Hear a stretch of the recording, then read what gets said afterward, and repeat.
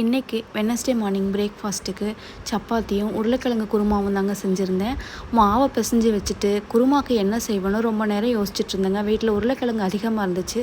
So இன்றைக்கி குருமா செஞ்சுருவோன்னு சொல்லிட்டு 4 உருளைக்கிழங்கை குக்கரில் சேர்த்து 4 விசில் விட்டு எடுத்து வச்சுட்டேங்க. குருமாக்கு மசாலா அரைக்க 2 ஸ்பூன் சோம்பு, 2 பட்டை, 4 கிராம்பு, தேங்காய், 1 துண்டு இஞ்சி, 2 பல் பூண்டு, 2 காஞ்ச மிளகாய் சேர்த்து அரைச்சி வச்சுட்டேங்க. ஒரு பாத்திரத்தில் எண்ணெய் சேர்த்து சூடு பண்ணிவிட்டு கொஞ்சமாக கடுகு சேர்த்துட்டேங்க. பெரிய வெங்காயம், பச்சை மிளகாய் வதக்கி விட்டுட்டேங்க.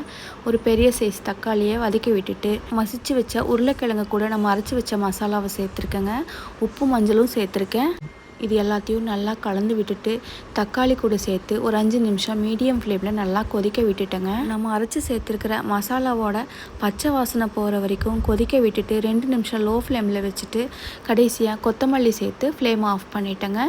இந்த குருமா சப்பாத்திக்கு மட்டும் இல்லைங்க, இட்லிக்கு ரொம்ப சூப்பராக இருக்கும். என்னோடய சைல்ட்ஹுட் ஃபேவரேட்னு கூட இந்த குருமாவை சொல்லலாம். இந்த ரெசிபி பிடிச்சிருந்தா நீங்களும் ஒரு டைம் ட்ரை பண்ணி பாருங்கள்.